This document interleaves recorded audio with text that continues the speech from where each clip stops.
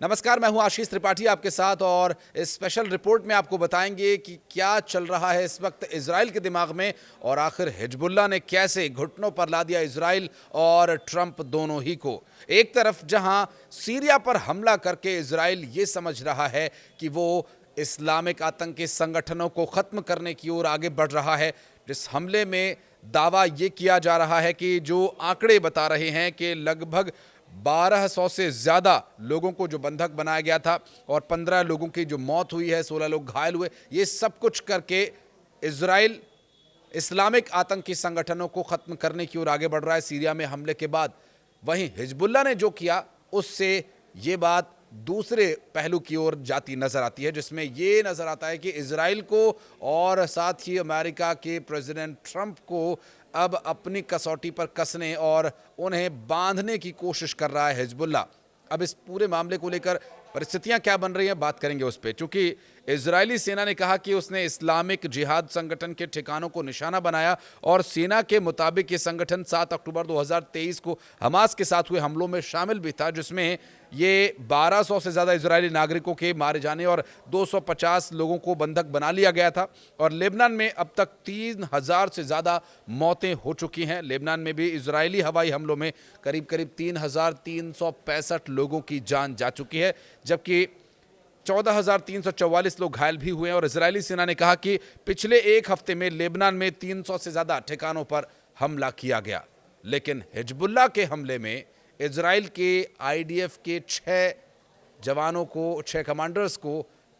मार गिराया गया था और ये हिजबुल्लाह के लिए एक बड़ी कामयाबी के तौर पर देखा जा रहा था। और आपको बताते चलें कि इस वक्त जब सीरिया में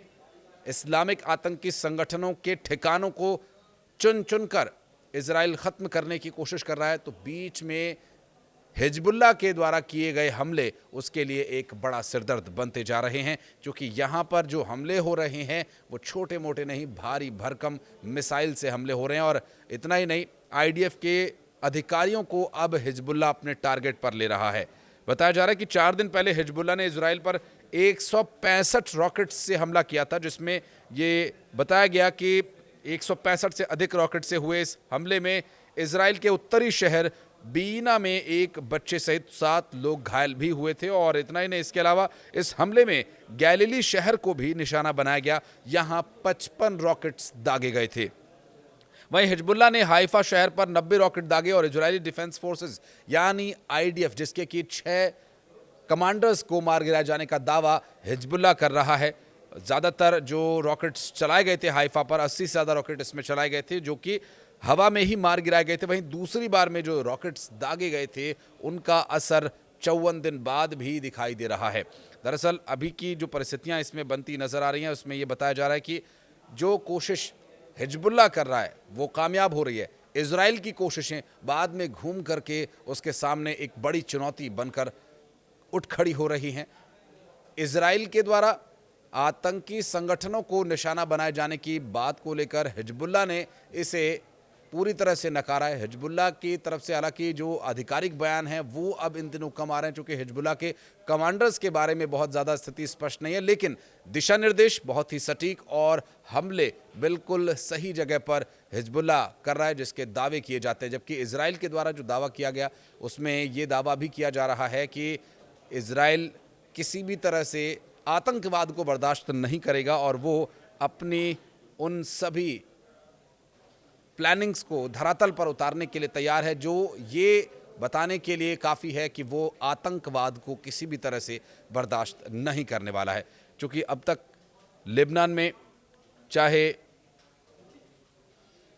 इजराइल के द्वारा किए गए हमलों की हम बात करें तो लेबनान में या फिर सीरिया में और हिजबुल्लाह के अलग अलग जगह जो कि ईरान में भी ठिकाने बने हुए हैं, उन पर किए गए हमलों का परिणाम देखने को मिला कि कथित आतंकी संगठनों के बारे में जो दावा इजराइल के द्वारा किया जाता है उनके लीडर्स को वो ख़त्म कर रहे हैं। तो दूसरी तरफ हिजबुल्लाह जो अपने ही ठिकानों से रॉकेट और मिसाइलें चला करके इजराइल को कहीं ना कहीं बिजी भी रख रहा है और साथ ही उन हमलों को एग्जीक्यूट भी कर रहा है। क्योंकि अब तक हमले की जो योजनाएं बनाई जा रही थी उन योजनाओं में बहुत ज़्यादा सफलता नहीं मिलती नज़र आ रही है। इजराइल ने गुरुवार को जो सीरिया की राजधानी दमिश्क पर वहाँ हमला किया, उसमें 15 लोगों की जान चली गई, लेकिन दावा ये किया जा रहा है कि ये इस्लामिक आतंकी संगठन के लीडर्स हैं और उनके लड़ाके हैं। लेकिन क्या ये दावा पूरी तरह से सही है, इस बारे में भी कई तरह की भ्रम चल रहे हैं। हालांकि इस पूरी स्थिति को समझने के लिए कुछ और विषयों को मैं आपके सामने रखता हूं, कुछ और आंकड़े मैं आपको बताता हूं। चूंकि लेबनान में 17 दिसंबर को हिजबुल्लाह मेंबर्स के पेजर कम्युनिकेशन डिवाइस के जो सीरियल ब्लास्ट की जिम्मेदारी इजराइल ने 54 दिन बाद ली है। चूंकि प्रधानमंत्री बेंजामिन नेतन्याहू ने रविवार को यह माना कि उन्होंने ही इजराइल की सुरक्षा को लेकर इसे मंजूरी दी थी और ये पेजर वाले जो हमले हुए थे वो इजराइल ही के द्वारा करवाए गए थे। नेतन्याहू के प्रवक्ता ओमर दोस्तरी ने भी इस बारे में न्यूज़ एजेंसी से बातचीत में खुलासा किया और नेतन्याहू ने इसकी पुष्टि की कि उन्होंने ही लेबनान में पेजर अटैक के ऑर्डर्स दिए थे। हालांकि ओमर ने विस्तार से इस अटैक की जानकारी नहीं दी थी और नेतन्याहू ने डिफेंस एजेंसी और सीनियर अधिकारी पेजर अटैक और हिजबुल्लाह के तत्कालीन चीफ नसरल्लाह के मारे जाने और ऑपरेशन के खिलाफ कार्रवाई किए जाने के बारे में बयान दिया और विरोध के बावजूद उन्होंने कहा कि मैंने हमले के डायरेक्ट ऑर्डर्स दिए और पेजर हमले में 3000 से ज़्यादा लोगों को घायल किया गया था। और ये आंकड़े यहाँ पर पूरी तरह से स्पष्ट हैं कि 17 सितंबर को पेजर धमाकों और 18 सितंबर को वॉकी टॉकी हमले में हिजबुल्लाह से जुड़े करीब 40 लोग मारे गए थे और 3000 से ज़्यादा लोग घायल भी हुए थे। अब सवाल यहाँ पर यही कि इजराइल के द्वारा ये पूरी प्लानिंग हिजबुल्लाह के लड़ाकों और उसके आतंकियों को मारने के लिए की गई थी, लेकिन इस पेजर से हुए हमले में दावा ये किया जा रहा है कि कई आम नागरिकों की भी जान गई थी। इस पर नेतन्याहू की तरफ से ये कहा गया था कि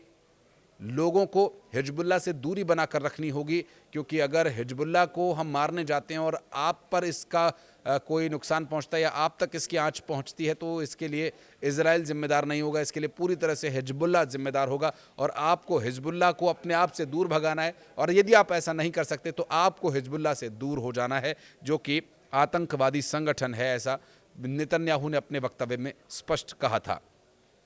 अब थोड़ा और आगे आएं तो 27 सितंबर को नेतन्याहू ने यूएन में भाषण देने के बाद अपने होटल रूम में लेबनान में हिजबुल्लाह के हेडक्वार्टर पर 80 टन बॉम्ब से हमले की इजाज़त दे दी थी और करीब 20 घंटे बाद हिजबुल्लाह ने नसरुल्लाह की मौत की पुष्टि भी की। इससे पूरी दुनिया में एक बड़ा संदेश गया और इस पूरे हमले के बाद से इजराइल अपनी पीठ ज़रूर थपथपा रहा था, लेकिन हिजबुल्लाह अंदर ही अंदर तैयारी कर रहा था और उसका असर ये हुआ कि आईडीएफ के 6 कमांडर्स को उन्होंने हाल ही में मार गिराया। जबकि इस पूरे हमले में लगभग 1 महीने तक प्लानिंग चलती रही और उसके बाद इसे एग्जीक्यूट किया गया। आपको बता दें कि इस पूरे हमले की 1 हफ्ते पहले ही योजना बना दी गई थी और इजरायली अधिकारियों को ये डर था कि नसरुल्लाह कुछ दिनों में किसी दूसरी लोकेशन पर कहीं शिफ्ट ना हो जाए, इसलिए उन्होंने उस मौके पर इस प्लान को एग्जीक्यूट किया। दरअसल ये लगातार कोशिशें इजराइल की तरफ से की जा रही है कि वो अपने आसपास के उन आतंकी ठिकानों को पूरी तरह से तबाह कर दे ताकि इजराइल में शांति स्थापित हो सके। लेकिन जितनी इजराइल की शांति स्थापित करने की कोशिश है वो हमले उतने ही ज़्यादा बढ़ते जा रहे हैं। अब क्या हमले करके शांति की स्थापना हो सकेगी या फिर हिजबुल्लाह को शांत करने के लिए इजराइल को अभी और मशक्क़त करनी होगी? एक तरफ जब इजराइल हमास में या फिर गाज़ा पट्टी में या फिर ईरान में या यूं कहे कि सीरिया में हमले करता है तो हिजबुल्लाह के जो अलग अलग ठिकाने हैं वहां से भी इसका काउंटर अटैक का जवाब उसे मिल जाता है, वो भी महज कुछ घंटों में। लेकिन उसके बावजूद स्थिति ये है कि इजराइल को झुकाने की कोशिश हिजबुल्लाह की अभी भी नाकाफ़ी साबित हो रही है। बहरहाल आने वाले वक्त में परिस्थितियां और किस तरह से और किस ओर ले जाती हैं ये भी देखने का विषय होगा। लेकिन इस भीषण युद्ध में आम लोगों की जान जाना ये एक बहुत बड़े दुख की बात रहती है। इजराइल भले ही आतंकी संगठनों को निशाना बनाकर हमला कर रहा हो, लेकिन कहीं ना कहीं वो आम लोगों तक भी असर डालता है। इस वीडियो के बारे में और इजराइल के द्वारा उठाए जा रहे इन कदमों के बारे में, अमेरिका से मिल रहे सपोर्ट के बारे में या कुछ भी अगर आप कहना चाहते हैं, कमेंट सेक्शन में आकर अपनी राय रख सकते हैं।